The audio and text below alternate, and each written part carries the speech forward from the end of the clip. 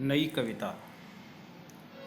नई कविता हिंदी साहित्य में सन 1951 के बाद की उन कविताओं को कहा गया जिनमें परंपरागत कविता से आगे नए भावबोध की अभिव्यक्ति के साथ ही नए मूल्यों और नए शिल्प का अन्वेषण किया गया। यह प्रयोगवाद के बाद विकसित हुई हिंदी कविता की नवीन धारा है। नई कविता अपनी वस्तु छवि और रूप छवि दोनों में प्रगतिवाद और प्रयोगवाद का विकास होकर विशिष्ट है। नई कविता का आंदोलन इलाहाबाद की साहित्यिक संस्था परिमल के कवि लेखकों जगदीश गुप्त, रामस्वरूप चतुर्वेदी, विजय देवनारायण शाही के संपादन में सन 1954 में प्रकाशित नई कविता पत्रिका से माना जाता है। इसमें पहले अज्ञेय के संपादन में प्रकाशित काव्य संग्रह दूसरा सप्तक की भूमिका तथा उसमें शामिल हुए कुछ कवियों के वक्तव्यों में अपनी कविताओं के लिए नई कविता शब्द को स्वीकार किया गया था। नई कविता का कथ्य जगत जीवन से संबंधित कोई भी स्थिति, संबंध, भाव या विचार के रूप में त्याज्य नहीं है।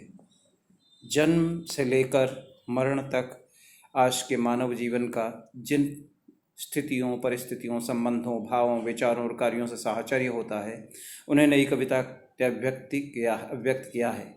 नए कवि ने किसी भी त्याज्य नहीं समझा है। स्वानुभूति पर जोर देते हुए नई कविता में कथ्य के प्रति एक आग्रह है। नया कवि अपने कथ्य को उसी रूप में प्रस्तुत करना चाहता है जिस रूप में वह अनुभूत करता है। नई कविता विभिन्न प्रकार के वादों से मुक्त है। वादों की मुक्ति की कविता, इससे पहले के कवि भी प्रायः किसी न किसी वाद का सहारा अवश्य लेते थे। कवि वाद की परवाह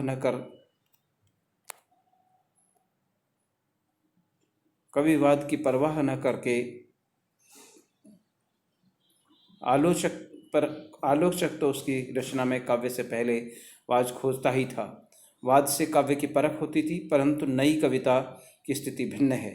नया कवि किसी भी सिद्धांत, मत या संप्रदाय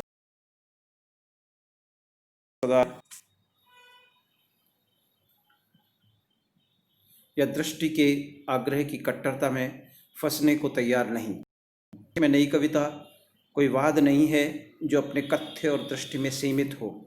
कथ्य की व्यापकता और सृष्टि की उन्मुक्तता नई कविता की सबसे बड़ी विशेषता है। परंपरा का अस्वीकार। नई कविता परंपरा को नहीं मानती। परंपराओं से हटकर कुछ बड़ा जिंदगी में किया जाए, रैंक कर नहीं, उड़कर जिया जाए, इस दृष्टि से आधुनिकता और समसामयिकता नई कविता का मूल तत्व है। नई कविता परंपरा को नहीं मानती। इन कवियों में परंपरावादी जड़ता का विरोध किया है। प्रगतिशील कवियों ने परंपरा की जड़ता का विरोध इसलिए किया कि उन लोगों को शोषण का शिकार बनाती है, दुनिया के मजदूरों तथा दलितों को एक झंडे के नीचे एकत्र करने में बाधा डालती है। नया कवि इसका विरोध इसलिए करता है कि इसके कारण मानव विवेक कुंठित हो जाता है। लघु मानव की प्रतिष्ठा। मनुष्य भिन्नता होती है, उसमें अच्छाइयाँ भी होती है और बुराइयाँ भी। नई कविता के कवि को मनुष्य उन सभी रूपों में प्यारा है। उसका उद्देश्य मनुष्य की समग्रता का चित्रण है। नई कविता जीवन के प्रति आस्था रखती है। आज की क्षणवादी और लघु मानववादी दृष्टि जीवन के प्रति स्वीकार दृष्टि है। कविता सामान्य मानव की गाथा का आख्यान है। जीवन की पूर्ण स्वीकारोक्ति। नई कविता में जीवन का पूर्ण स्वीकार करके उसे भोगने की लालसा है। जीवन की एक एक अनुभूति को, व्यथा को, सुख को सत्य मानकर जीवन को सघन रूप से स्वीकार करना, क्षणों को सत्य मानना है। नई कविता ने जीवन को न तो एकांगी रूप में देखा, न केवल महत रूप में। उसने जीवन को जीवन के रूप में देखा। उसमें कोई सीमा निर्धारित नहीं थी। जैसे दुख सबको मांझता है और चाहे स्वयं सबको मुक्त देना वह न जाने, किंतु जिसको मांझता है उन्हें ये सीख देता है कि सबको मुक्त रखें। अनुभूति की सच्चाई और बुद्धिमूलक यथार्थवादी दृष्टि नई कविता में दोनों तत्व प्रमुख हैं।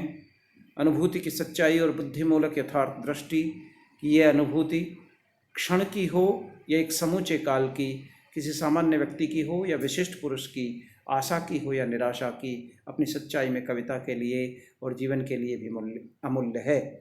नई कविता में बुद्धिवाद नई यथार्थवादी दृष्टि के रूप में भी है, नवीन जीवन चेतना की पहचान के रूप में भी। यही कारण है कि तटस्थ प्रयोगशीलता नई कविता के कथ्य और शैली दोनों की विशेषता है। नया कवि अपनी कथ्य के प्रति तटस्थ दृष्टि रखता है क्योंकि उसका प्रयत्न वादों से मुक्त रहने का रहता है। ये विशेषता के कारण नई कविता में कथ्यों की कोई एक परिधि नहीं है। इसमें तो कथ्य की नई परतें उभरती जाती हैं। कभी कभी वह अपने ही खंड का खंडन भी कर देता है। ईमानदारी के कारण नया कवि डूब कर भोगता है, किंतु भोगते हुए डूब नहीं जाता। क्षण का सत्य नई कविता जीवन के एक एक क्षण को सत्य मानती है और उस सत्य को पूरी हार्दिकता और पूरे चेतना से भोगने का समर्थन करती है। अनुभूति की सच्चाई जितना वह ले पाता है उतना ही उसके काव्य के लिए सत्य है। नई कविता अनुभूतिपूर्ण गहरे क्षणों, प्रसंगों, व्यापार या किसी भी सत्य को उसके आंतरिक मार्मिकता के साथ पकड़ लेना चाहती है। इस प्रकार जीवन के सामान्य से सामान्य दिखने वाले व्यापार या प्रसंग नई कविता में नया अर्थ पा जाते हैं। नई कविता में क्षणों की अनुभूतियों को लेकर बहुत सी मर्मस्पर्शी कविताएं लिखी गई हैं, जो आकार में छोटी भी हैं किंतु प्रभाव में अत्यंत तीव्र।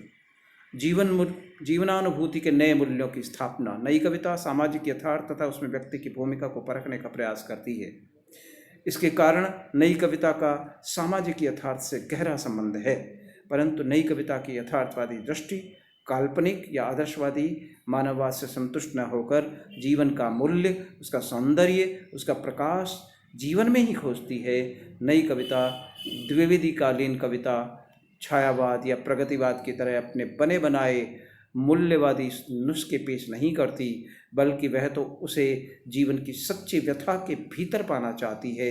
इसलिए नई कविता में व्यंग के रूप में कहीं पुराने मूल्यों की अस्वीकृति है तो कहीं दर्द की सच्चाई के भीतर से उगते हुए नए मूल्यों की संभावना के प्रति आस्था। नई कविता ने धर्म, दर्शन, नीति, आचार सभी प्रकार के मूल्यों को चुनौती दी। नई कविता का स्वर अपने परिवेश की जीवनानुभूति से फूटता है। शहरी जीवन और ग्रामीण परिवेश दोनों की संवेदना का आख्यान नई कविता में हुआ है। नई कविता में इस दोनों परिवेश को लिखने वाले कवि हैं।